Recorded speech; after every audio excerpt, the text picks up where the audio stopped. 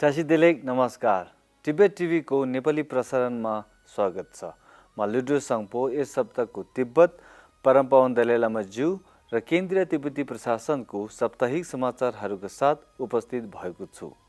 सुरु गरौँ यस सप्ताहका प्रमुख समाचारहरू संक्षेपमा। चीनद्वारा पक्राउ गरेका तिब्बती भिक्षुको अवस्था बेपत्ता। तिब्बती संसदका सभामुखले तिब्बत समर्थक दादा मान्ड्रेकरको निधनमा शोक व्यक्त। केन्द्र तिब्बती प्रशासनले परमपावन ज्यूको 4 प्रतिबद्धताबारे साप्ताहिक भर्चुअल वार्ता श्रृङ्खलाको आयोजना। तिब्बती संसदको 10औं अधिवेशन मार्च महिनामा सुरु हुने। तिब्बत नीति संस्थानले हिमालयन सांस्कृतिक विरासतबारे वार्ताको आयोजना। केल्साङ ग्यान्से बावा तिब्बती दूतावास ताइवानको नयाँ प्रतिनिधि। निर्वाचनमा स्वतन्त्रता पुस्तकको अब असमिया भाषामा उपलब्ध छ। अब समाचार विस्तारमा। तिब्बतको ङापा क्षेत्रका तिब्बती भिक्षु रिन्चेन छुर्जिमलाई 1.5 वर्ष पहिले स्थानीय चिनी अधिकारीहरूले मनमानी ढङ्गले पक्राउ गरेका थिए, तर उनको अहिलेसम्म केही जानकारी प्राप्त गरेको छैन।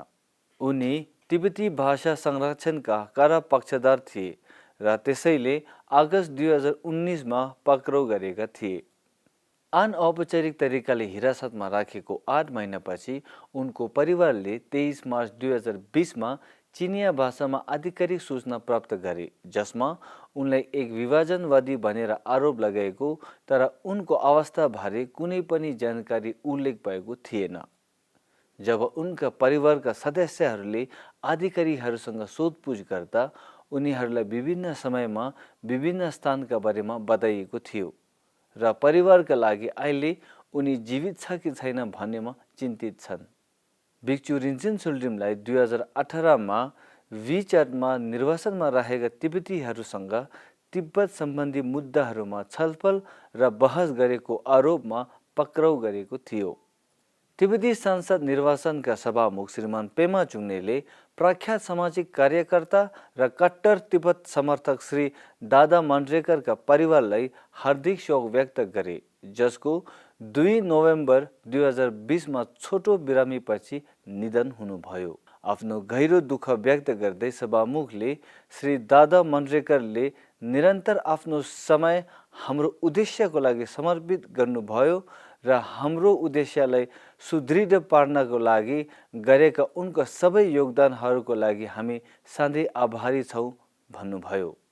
यस वर्ष परमपावन दलाईलामा ज्यू 85 वर्ष पुगेकोमा 15औं मन्त्रीमण्डलको नेतृत्वमा रहेको केन्द्र तिब्बती प्रशासनले 2020 र 2021लाई परमपावन दलाईलामा ज्यूको कृतज्ञता वर्षको रूपमा समर्पित गर्दै रेकर्ड गरेका वार्ता श्रृङ्खलाको आयोजना गरिरहेको छ। यस वर्षलाई उत्सवको रूपमा केन्द्रीय तिब्बती प्रशासनको सूचना तथा अन्तर्राष्ट्रिय सम्बन्ध विभागले परमपावन ज्यूको 4 प्रमुख प्रतिबद्धताहरूबारे 1 सप्ताहसम्म वार्ता श्रृङ्खला आयोजना गरिएको छ।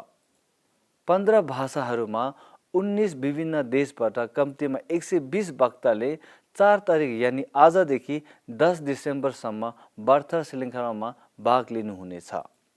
कोभिड-19 महामारीको कारणले अप्रत्याशित चुनौतीहरूको बावजुद मन्त्रीमण्डलले विश्वव्यापी कार्यक्रमहरू र गतिविधिहरूको आयोजना गर्दै परमपावन ज्यूको अतुलनीय विरासतलाई सम्झिँदै कृतज्ञता वर्षको रूपमा मनाइएको छ।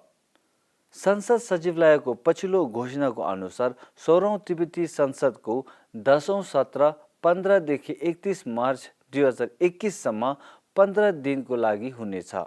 तिब्बती संसदका सदस्यहरूलाई 14 मार्च 2021सम्म संसदीय सचिवालयमा आफ्नो उपस्थिति दर्ता गर्न अनुरोध गरिएको छ।